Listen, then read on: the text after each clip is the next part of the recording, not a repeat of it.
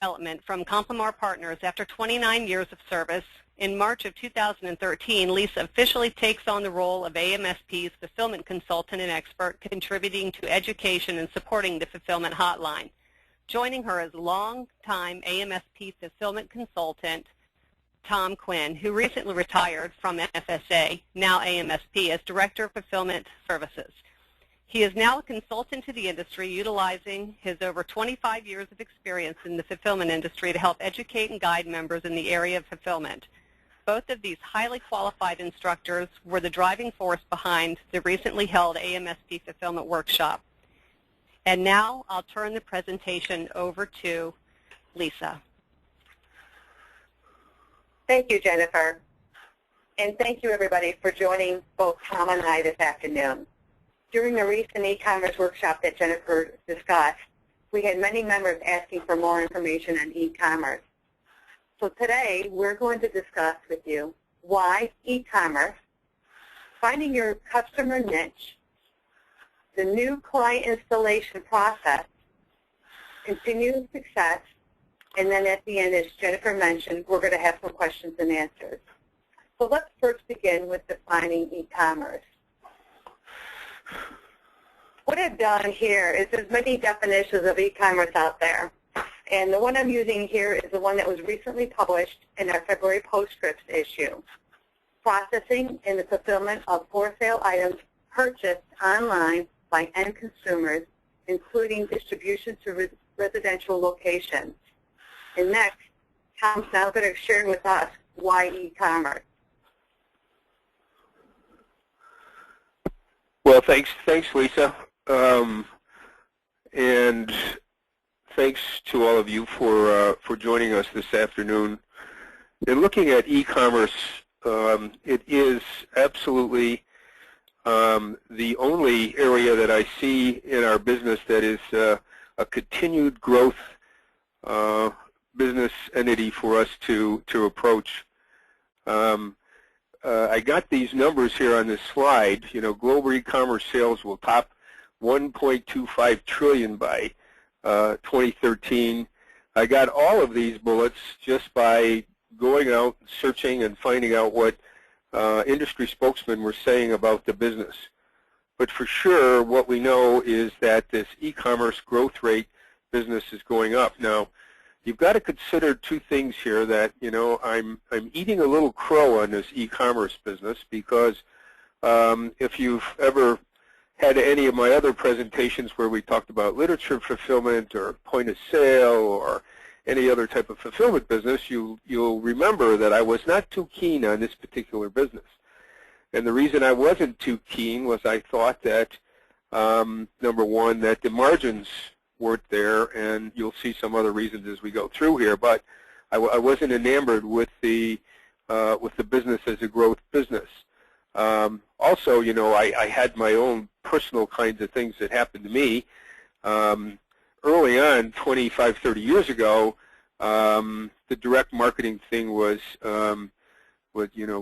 through these presentations they do on TV, you know, and I said, oh, great, you know, we'll get into this. Well, I'm 0 for 9 on those. So if you ever hear of an infomercial, the word infomercial, you are not to even continue the conversation. You are to run at that point away from that particular situation. That is not totally true because I've talked to people who have made many millions of dollars off of those. So anyway, the kinds of things the retail e-commerce spend keeps growing. It's up 15% year to year.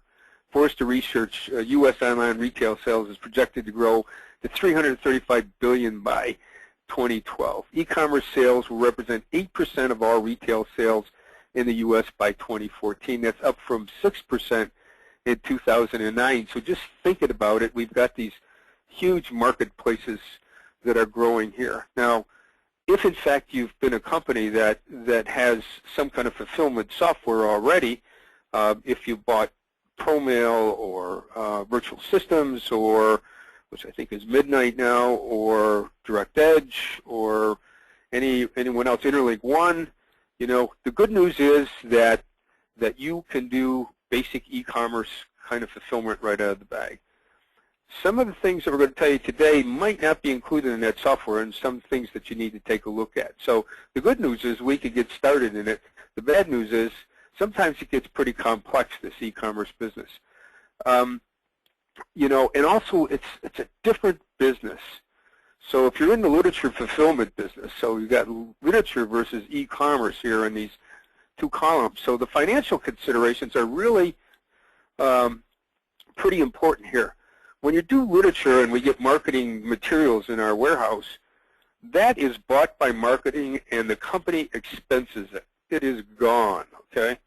However, the e-commerce company, that is an asset, and so it's a different situation. So if we're missing a few brochures or a few binders or a few something else, you know, that's been expensed, and our relationship with the client is quite different on that. But if you are now housing the assets in many cases, I would suspect it would be as high as 90% of the assets of a company that's in e-commerce, their assets are tied up in their inventory. And so now we have a different kind of responsibility with respect to that, the protection of their goods in our warehouses. In cashiering, from a cashiering standpoint, it's very infrequent in literature. We might have from time to time to do an account. You know, I've done some in the past where they say, well, here's their budget for this distributor, and when that budget is used up, then they've got to use their credit card to buy the rest of it. So, but the majority of the transactions that took place with that type of client were just you know, paid for by our basic client, not by the client's client. So, but in the cashiering aspect here is always every order has some kind of cashiering effect to it, and it might not be straight cashiering. It might just not be a credit card. You know, it could include some kind of a, you know, a premium code, some kind of a, you know, couponing, something might be in there as well. So inventory accuracy, you got to be about 95% accurate in literature, and you'll be just fine. You'll be able to do everything the client wants. But here, because of that asset situation, you got to be 99+%, like 99.95% accurate. And if the goods that you're storing and shipping are high value goods, it needs to be 100%. So you need to, you know, you need to count watches and, you know, boards and things that have, you know, high dollar value. You need to count those all the time. Returns, very infrequent in literature. In fact, the salesmen, we don't know what they really do with all that literature that we send to them. Certainly if they made a call with each piece of literature, every company that we work with would be the highest growth companies in the world. But it's very infrequent we get any returns. In e-commerce, you can get up to 30% of the orders returned, you know. But particularly women's clothing. It's very interesting that, you know, with the colors and sizes and shapes and whatever, if you're storing and shipping women's clothing, you should expect about 30% back. So how you handle returns, you know, requires a very, very, very specific system, and a return authorization needs to be issued by the company, and we need to do it. And to remember as well, there's reverse cashiering on this, so we need to give the people a credit. So that's something you need to build in. Shipping requirements, you know, almost always ground in literature unless some sales rep wants to pay for overnight. In e-commerce, it's all modes. Every mode of shipment that you could think of, you know, we could go through the Postal Service, we could go through UPS, FedEx, we can use trucks, we could, you know, there's everything that you could think of. And frankly, if you're helping the person from a logistics standpoint, you could in fact be worried about where's the ship that's coming in with your goods on it. So, you know, everything that we could think of is there. Your order accuracy, again, in literature about 95%. In e-commerce, again, needs to be very, very high. Your order turn time in literature is usually, if you get one order one day, then we need to ship it the next day. Now, I will agree that there's a lot of people that say, okay, if it gets there by 2, we want it out by 6, and I understand that. But in general, across the literature fulfillment business, it's one day, next day. Now, in e-commerce, it's usually they expect you to ship it exactly the same day if you hit some order cutoff stuff. Storage generally is non-secured in literature. It needs to be secured in e-commerce. People cannot have access to the goods of, especially the very valuable goods of the folks. Your cost per order is kind of non-sensitive in the literature fulfillment. Once we come to an agreement with the client that it's going to be, you know, $5 per order, whatever it might be, then in fact, you know, that's what it's going to be, and no sensitivity there. There's very high sensitivity on the part of e-commerce type clients. They want the cost per order to be as low as possible.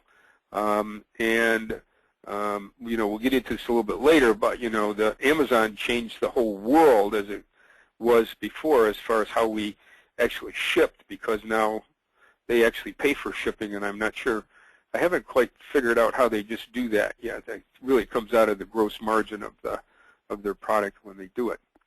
Okay, so these are some things that you need to consider. They're just different. That's all. None of this is difficult, by the way, unless you not have very good very good inventory accuracy. But it's just different, and you need to understand there's some differences in the business. And I'll turn it back over to Lise. Thank you, Tom. Well, you know, in today's business, if you're in the direct mail, print, if you're in the literature or POS fulfillment, we know we have many types of customers, prospects, and clients. And we can group them. And for today's conversation on e-commerce, I have taken the types of customers and prospects that have unique requirements and created 5 groups. Startups or entrepreneur, mom and pop, that company that's starting to grow, foreign or offshore companies, the business outsourcer, and then multi-channel marketer. And we're going to take a look at each of these a little bit more closely. So let's begin with the startups. You know, on these startups, we all know we've had one in any type of business that we've had. But today, most of the startups today start with their own web store. So they come to you, and they most likely have an online presence. And now it's really important for you to ask them which of the different platforms out there are they using and which version are they using. You know, they'll say, well, I'm using X software. And they assume that when they go to that website that it does everything, and that it's not realizing that particular software might have 3 levels. So not only do you need to ask them which software are they using for their storefront, but which version. That's important because then you're going to go to the site itself and read a little bit about that technology. Because between that integration process and their order volume, you're going to need to determine your response to their RFQ. So first, let's begin with the questions. We know that when we ask that startup, how many orders do they think they're going to have? Or how many pallets do they think they're going to have? Because they have no history, they usually respond with, I don't know. So how can we get that information out of them? In the past, I found that when I say, all right, well, I'm going to assume that you are going to have a low order volume, why don't I base it on 50 orders a month? It's amazing how immediate a response we got. They're either going to say, yes, you know, go ahead and do that, or no, I'm going to have many more orders than that. So then I'm going to go and say, well, do you think you're going to have 100 orders? So I keep doing that. I keep throwing the number at them until they buy in, because a closed-ended question gets me always an I don't know. I do that the same for pallets. So based on that, now I have their order volume, and I'll have an idea of their storage. I've looked at their software as a research piece. Now I need to really determine what kind of integration is the right match for this startup company. You may find that you might want to hold off on the integration and maybe do a manual process for the first few months until you get some history, and then decide on the ROI to do the integration. But regardless, you're going to need all that information, even if it's estimated for that detailed bid response. The next thing you want to do is remember that that startup is usually a one-person or a small part-time staffing. So when it comes to customer service, in that response, in that bid, you need to at least put some customer service time in there, even if it's an hourly, because they're going to rely on you and your staff to be their customer service. In addition to some processing and other marketing efforts. What's going to happen next is, let's say you get this job. One of the things you want to include in your time cost structure is that when you do customer service work, how do you keep track of it? Because I assure you that when you send your first invoice out to the client and they're billed for X amount of customer service hours, their immediate response is going to say, what did you do for this many hours? So that's part of the mentoring and the hand-holding. You need to walk them through some of the processes needed that occur for customer service to justify your hours, and then get them involved in what kind of things could they do to offload some of those if they're looking to reduce their costs. The most important thing here to remember is to make sure you understand your cost structure for this type of client or prospect because of their high failure rate. There's going to be some entrepreneurs who are going to make it to the next level. And you might think you've got the right product, the right entrepreneur here, and it looks like a great product. I recently had one a few years back, and it was widely written up in newspapers. It hit the news, but it didn't have a long life. We know that technology and products have short life cycles sometimes if they don't have another product behind it. So make sure that when you do get the job, that you think about considering advanced implementation fees for this type of client. And also you might want to also consider what your terms are. If it's net 30, that if you haven't been paid in net 30, that you need to follow up and stay on top of that and keep them within good terms. As I mentioned, some of them have a high failure rate, but then there are some who make it on. In this next group, I'm actually going to call our mom and pops. This is that entrepreneur who made it through. And maybe they didn't start with you. They started elsewhere. Maybe they started in their garage. But regardless, they had a business model that they started out, and it's showing some early signs of success. And if in-house, if your product offerings also include different marketing services, this type of client might be the right fit for you. Here they show signs of growth. They probably have some type of order history. But one of the things they may not have with their order history is their cost per order. If they did it in their garage, they weren't considering that too much of a cost because it wasn't really out of their pocket. They may have sourced it out to a provider who has maybe low overhead. Maybe they don't have a big infrastructure. They also might have outsourced it to work shelters that have done some of this work. So that cost per order is really an unknown area, but at least they should have some order history. Utilizing that order history, you can take a look and see what kind of costs you would have to fulfill those orders in-house. But regardless, they're saying to themselves, I need to move on, and I'm looking for a partner who's going to help me grow my business. So in this scenario, they're looking for you as a partner in this growth. And in doing that, not only do you want to look at the processes that are within your walls that can complement their business, you may also want to reach out and look at some of their internal processes, as well as their marketing plan.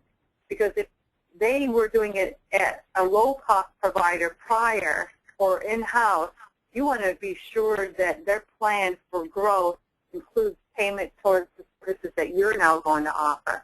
So maybe you need to sit down and look at their marketing efforts.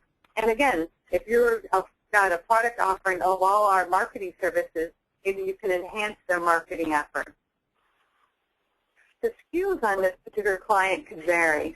In the entrepreneur, they'll have a low number of SKUs, but here you can have a large number of SKUs, and that's going to have some bearing on your cost per order.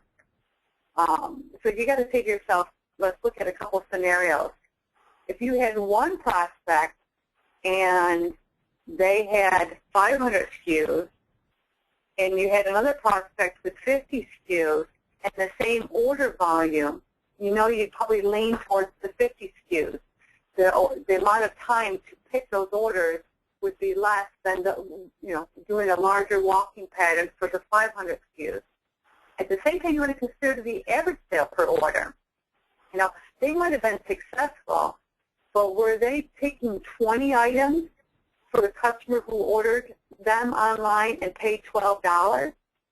Or were they picking 6 items for the customer who was paying $43? If it's the first scenario of the $12, you're going to wonder where the room is to pay for your services. And you really need to look at that and help them understand that. Versus if they only had 6 items and it was $43, then you can see where there's room to pay for the services of a good outsourcing e-commerce fulfillment partner. Regardless of that, you want to also look at the number of individual items you're actually picking. As Tom mentioned earlier, in that literature fulfillment scenario, if somebody was off a piece, one sell sheet, you're not going to hear about that. But if you're asked to pick, 50 items of something that they paid for 50, you want to be sure that you have 50. So you need to actually look at not the number of line items, but here we need to start looking at SKUs. Next, we have the business outsourcing. Now we're moving into customers who have, greater understanding of their business practices. They're more mature. And if you have warehouse capacity, this is a great prospect for you here.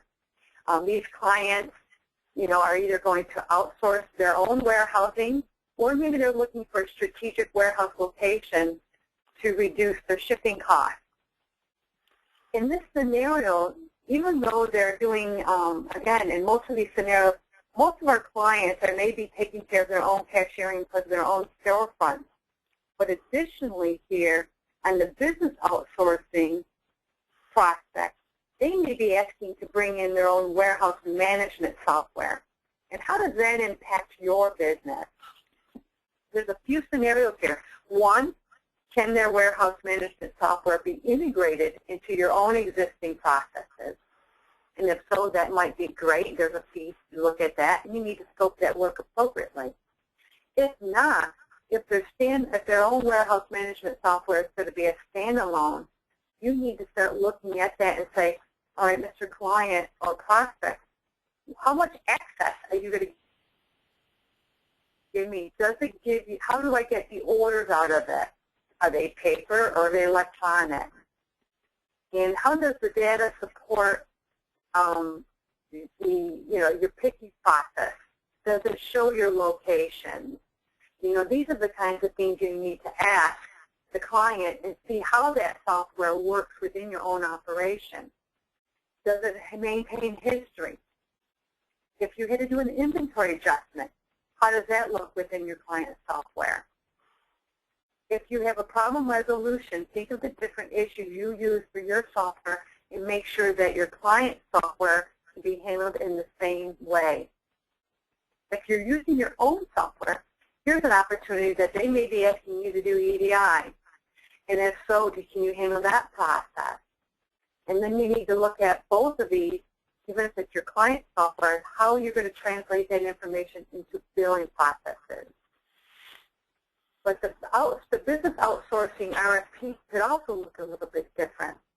Here, they might be looking at time and material, on this particular bid. They want so many square feet, and they want to know what the price is per personnel. Another option here, they might say to themselves, we want a per order fee. Most importantly, though, and this type of client, they're going to be looking at your processes as well. And if you haven't established maybe some standard operating processes, and you needed to do that, one of the places you might want to look at is on our own AMSP site and look at their fulfillment accreditation for a great place to start with. Our next one, which is very similar to the business outsourcing, is our foreign offshore companies. If you've got some kitting and assembly capabilities within your establishment, this might be a great client for you here. These are very similar to the business outsourcing companies with the nuances of you may not actually have a warehouse management system brought in on this particular case, but you're going to be looking to have some technology integration. So we need to look at companies, they're going to look for companies that have business processes in place. They're going to make sure that communication from their systems to your systems are clear, not only getting the information to your organization, but back to them. They want kitting capabilities because they may have items that could be assembled in different manners, and to limit the shipping fees and expenses to getting the materials to your location, they might give you some raw components and then ask you to assemble them on demand, and therefore they can reduce their inventory there. The other component you need to consider, though, is customer support time. You're going to be here in the United States. If your customers are in China, you've got different time zones here. So you need to consider that opportunity here. But in the foreign or the business sourcing, again, if you're an organization that has accessible warehousing, you've got some good infrastructure, you've got some good technology, these are the type of companies you can be looking for. And then lastly, we've got the multi-channel marketer. And here, these are clients, again, that have their own storefronts, but they're selling through other channels. And Tom mentioned a few of them earlier. He mentioned the Amazon.com. He mentioned infomercials. These are clients that already are looking to maybe sell one particular product. Maybe they're doing a promotion, but they're cross-selling with various other pieces. So if you already have an integration with their storefront, their online piece, and now they go to an Amazon to do some additional selling, you need to make sure you look at first the Amazon process, and Amazon does a nice job. If you go to their place, their website, you'll see a lot of this information. You'll actually will see some pricing analysis, pricing components too, for a competitive analysis for yourselves. But what does that new process look like? Once we did an Amazon component for our clients, and we had to go pull the orders manually for these because of the process they had. But additionally, what if your customer is going through an infomercial or flash sales or commercials? This is really important because you need to look at these high volumes or spikes or the seasonality within your own operation. You need to see if you've got the workforce, the inventory to staff the demand. Additionally, you want to be partnered with your client on these components, because even if you have their website or their shipping, you need to make sure you can staff, and in order to do that, you need to be part of the marketing planning. You want to know well in advance what some of these pieces are to make not only you successful, but them successful. You're going to be looking for documentation, and many of these clients, the business outsourcer, the foreign outsourcer, this particular one, they're going to want branded boxes. They like their paperwork, their packing slips are all going to be branded or customized themselves. They may need additional inserts put into their pieces without them being on their bill of sale or their packing slip. And then mostly they're going to need some strong post-sale reporting in this case. So you need to make sure that you have an infrastructure and technology that can support these types of customers. So there are more distinctions within these clients, but I hope I shared some of the points and considerations. If you have others, we'd love to hear from you on those. But now I'm hoping that you've maybe found one of these that might fit within your niche, that you go out, write a tight proposal that not only protects yourself, but details the services you're going to provide them, that you've done a good job on your cost structure, that you've got the right fees in place. Now that you've won the job, I'm now going to hand it over to Tom, who's now going to share with you how we're going to implement our new client with success. Thanks, Lisa. Wonderful, wonderful discussion of the potential clients that you could have. You could have, if you're in e-commerce, you probably have people from all of those sectors in there at one time. In my sales cycle model that I have put together and taught in the past, we have all these suspecting, prospecting, bringing people down through a demo, and finally a proposal. And I think the proposal is one of the very, very key areas that you need to really look at. You know, we've talked about all the opportunities that could potentially happen. Well, actually, we haven't even scratched the earth, but we said there's a lot of problems here that could potentially happen. And I find that that it's important that we tell them exactly what they want to do. So my proposal that if you came to me and said, write me an e-commerce proposal, mine has a number of sections, and one of it is called responsibilities. And so the responsibilities are for the client, because in this particular piece of business, they are becoming a partner with us, and we are becoming a partner with them. And so these partners need to understand what the responsibilities are. And so for us to get around some of these opportunities that could present themselves, it's really important for us to, for us to take a look at this. So, you got to provide, here are some of the things that could be important and could be included in a responsibility section for the client, okay, which is provide a key point of contact. We want every product that comes in there to have a description, the number, and the price. We need to know all of that information. We need to know a reorder point for each and every one of those, so we know where back order is going to come from. We need to know what the standard cost data really looks like, because we may have insurance. We may be required, according to the contract, to provide insurance when it's in our building. We need to provide reporting requirements and file layouts in a timely fashion. I would say if there's one area that really takes the longest for this, what I call the installation process now.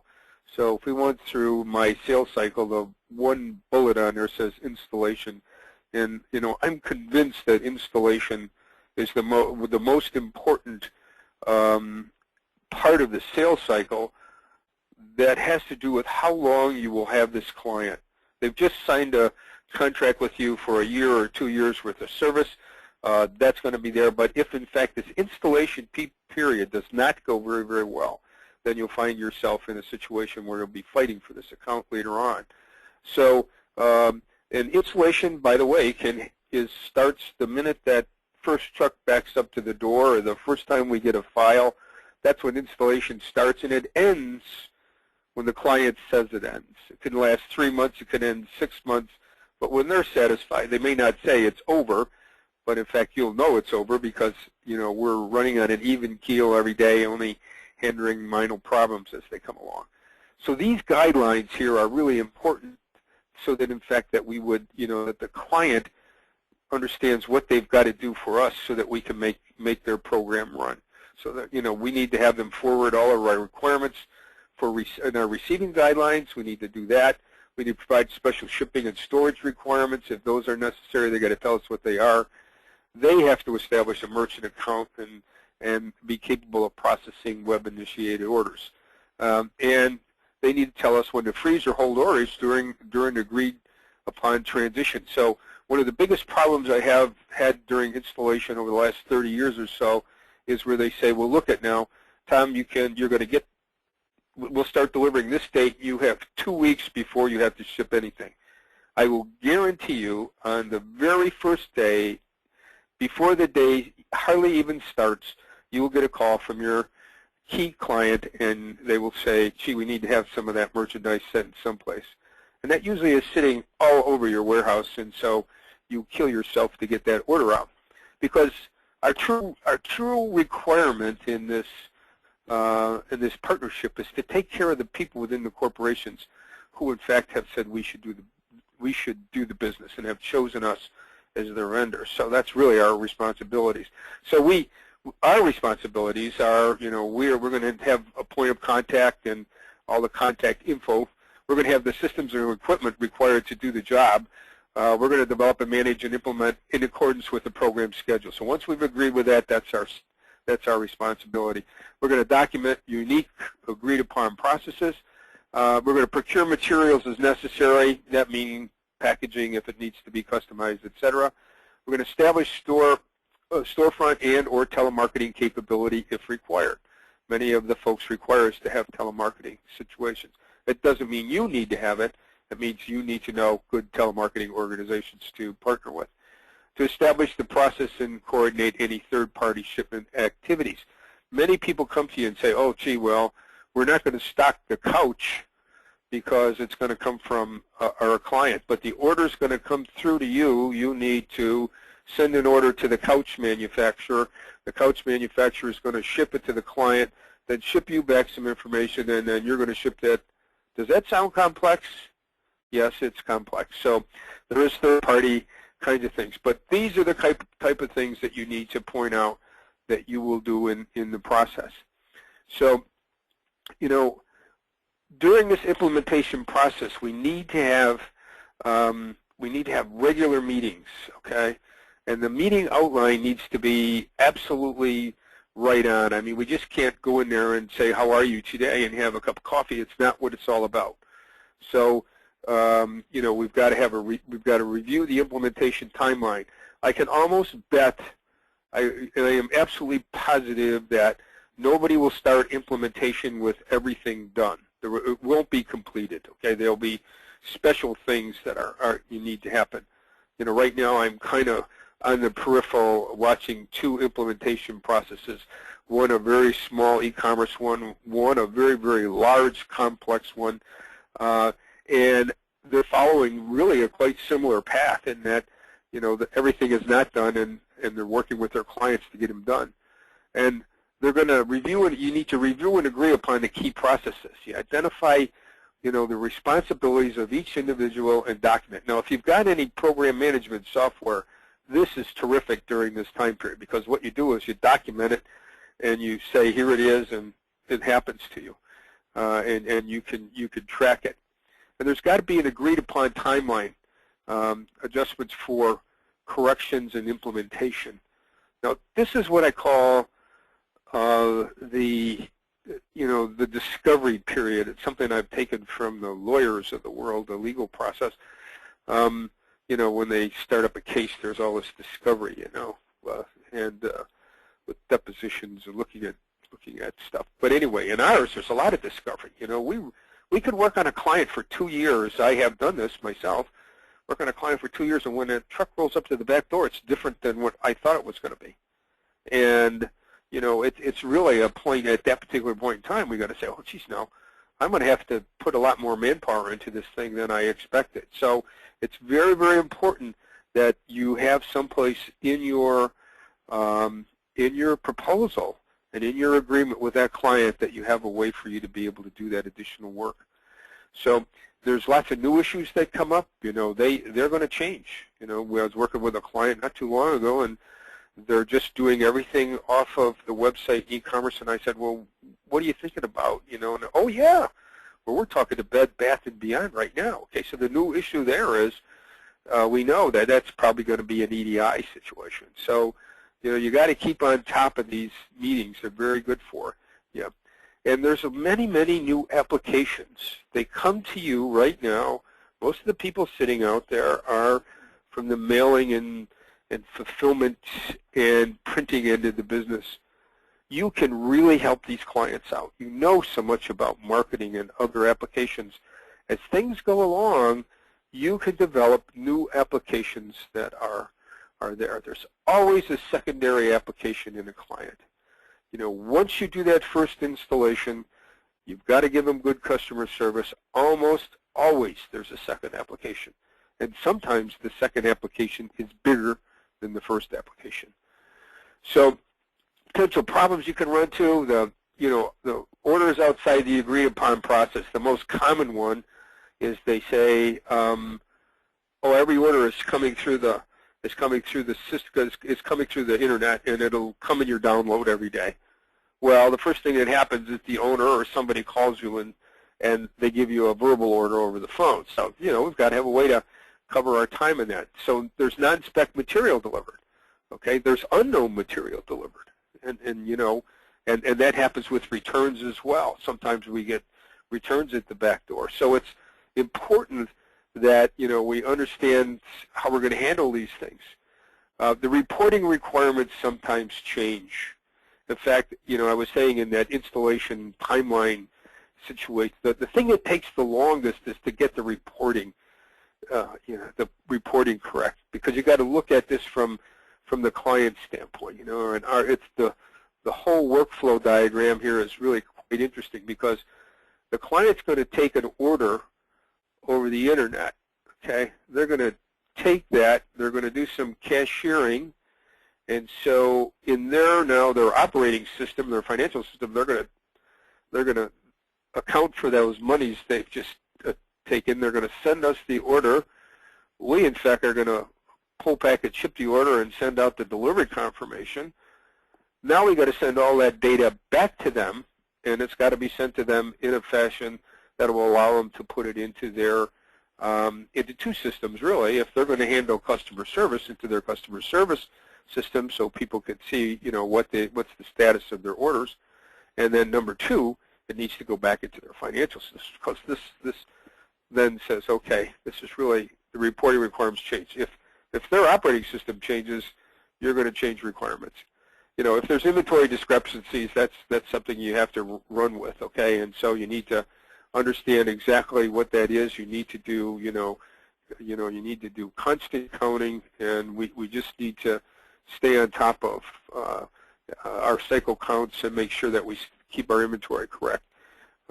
Kit interpretation and processes are not understood, so they say, okay, well, this is what we got to do, and you're getting 4 components from these 3 different carriers, and we want you to put these together with these 4 pieces you're going to print and put these in this little package and shrink wrap it and send it out the door. So we need to really make sure that they understand the amount of time and effort that is involved in doing those things. And there's a lot of non-standard work required. That mostly has to do with receiving, where in fact we would receive stuff that was non-standard, and we got to have a way to build that.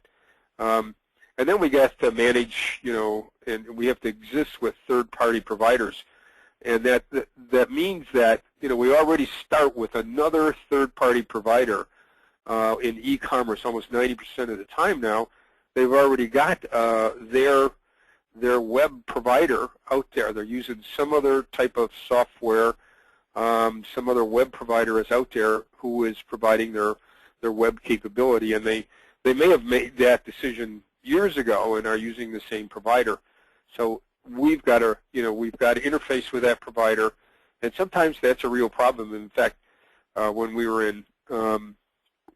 down in St. Pete's at the e-commerce workshop, Lisa and I did a whole bunch of case studies, and one of the case studies was exactly that, where in fact there was a startup, and the people came to them and a third-party provider, an outside third-party provider at the same time, and the program was being held up, and it looked to the client like it was the fulfillment company that was the problem, and in fact it was not. It was the third-party provider wasn't, they weren't robust enough.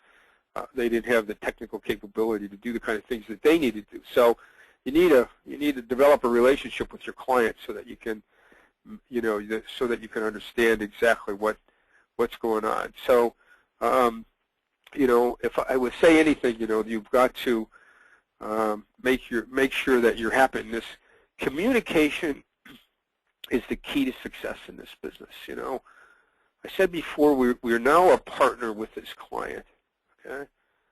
If we do this implementation process correctly, okay, what will happen is that we become part of their organization. I've had several situations over the years where people, they wouldn't even believe that I wasn't part of the company that I was representing. One of my very first clients, was a former employer of mine, Xerox Corporation. People say that, well, there's no way that this has got to be Xerox, and I said, no, this is my little fulfillment company here. And they said, well, I just can't believe that, the way you guys do the work. And so, they feel like you're part of their company, and you are part of their company at that particular point in time. That's the best play to be. So we got to communicate on a regular basis. When you start implementation in the first couple weeks, you need to meet almost daily to let people know and to communicate where you are on this thing. Okay. I did one a couple of years ago. It was really interesting, and it took forever. This one took forever. This is an e-commerce type situation, and the people who came to me that needed help already had a PO from the pharmaceutical company that they were going to do business with. They had it. They had the business, okay? And it never got delivered until, they never got their first stuff until like September, because in between they finally told the existing vendor they were moving out, and he told them that it would cost them $70,000 to move out, which is ludicrous in the first place. But $70,000. But they never got it. And these people, they were primarily a premiums provider, and they didn't have very much space. So their marketing people came up, took a look at the space they had. Oh, this will be just fine. Okay, so I would say that space probably would hold maybe 2 or 3 truckloads.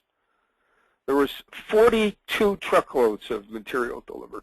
The guy was going crazy the next time I talked to him, because he had to rent space across the street, do all those kind of things. So those things kind of happen because the marketing people really, many times, do not understand the size and complexity of what's happening down in the warehouse. So it's important. We got to talk to everybody on a daily to weekly basis until you can move it to a, daily, until we can move it to a weekly thing. So, and the weekly, then we want to move it to monthly, okay? And then we want to stay with it quarterly. How many of you have gone back and talked to your client on a regular basis to have a review of the business, okay? So you need to go back and review the business, because you're doing a terrific job for these people, and you need to tell them. And the second thing is that you have other capabilities which can help them drive their business and do their business better. So I think that from that standpoint, we need to have these regular quarterly meetings, okay? So you need an agenda. The agenda needs to have, in it, here are our performance. Here's our performance parameters. We're performing against them. Here it is. This was an issue. This is solved. Here it is. Are there any other things that you would like to discuss? Okay, now let's go have lunch. Okay, so, it becomes that kind of situation with the client that you need to develop. You need to have minutes of this meeting, and it needs to be clearly defined who has what task, especially if there's a third party involved here. You need to make sure that that third party is in there, and they in fact are part of this meeting, and are meeting the web provider at this particular point in time, and that in fact they're doing the kind of things that they need to do.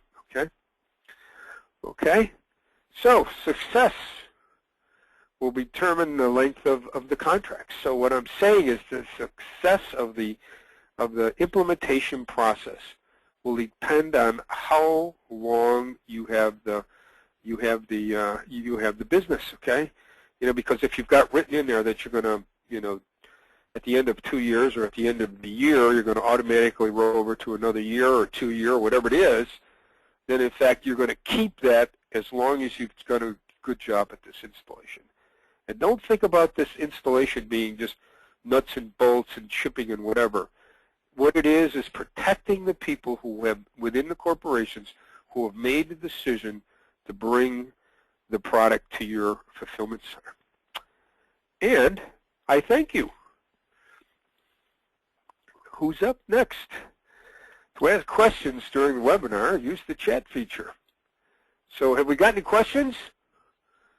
Tom, that is an excellent introduction. I appreciate that, since we've now come to the question and answer segment of the webinar. Your participation is key, so please don't be afraid to ask questions. You ask a question through the online webinar system using the chat box through the dialog box on the webinar screen. And it looks like we have a question in the queue. And Tom, I think I'll direct this first at you. Recognizing that there are many variables in pricing, what are some standard price structures associated with e-commerce fulfillment models? What is acceptable pricing? Well, acceptable is in the eyes of the client, I think. But as Lisa said, she was kind of alluding to it before, the pricing is very, very difficult situation. Well, can be a very difficult situation because the client, especially if they've got some history, have already developed a pricing structure which they have published. And so I think from that standpoint, it becomes pretty interesting to figure out what it is that, what is new. But we have a cost per order, we have storage, we have receiving, we have customer service. We have not a commonly used one, but I use it all the time, which is called a system use charge. And the system use charge has to do with using your system to manage all the functions that we do, because they would have to go out and get that. And there are others based on that, but those are some of the pricing parameters that would be present in all of it. Now, if you're going to do telemarketing, then that adds about 5 or 6 more variables. And it really depends. And if we're going to do some contract packaging, then there would be some there. If we're going to do some kitting, there would be some there. So you can get up to 20 or 30 pricing line items if you need to. The one thing you don't want to do is you don't want to load everything into cost per order, because it's impossible and you'll get killed. Okay, so that's my deal there. And if you want to talk about pricing, call me back and we could talk about pricing. Thank you. Thank you, Tom. Lisa, did you care to add anything to that? No, Tom's correct. And actually, it's interesting, especially if you're just getting into e-commerce, or if you're going to be working with the entrepreneur or the mom and pop. You've got some competitors out there who have their pricing right online. I mentioned the Amazon, there's logistics. So you can start and look at those. But most importantly, Tom has stressed enough times, you need to understand your own cost structure first to determine your pricing and deciding if you're going to go on further with that particular opportunity. Okay, excellent. Unfortunately, we don't have any more time for any more questions, but I did see something in the queue regarding the slide deck, and just to let everyone know, the webinar is being recorded. So after a short period of time, once we have opportunity to render all the files and get everything out to all the attendees, you will have all the slides synced up with the audio portion. So it's time to conclude today's program, E-Commerce, Buy It or Not. A special thank you to our presenters, Lisa O'Brien and Tom Quinn.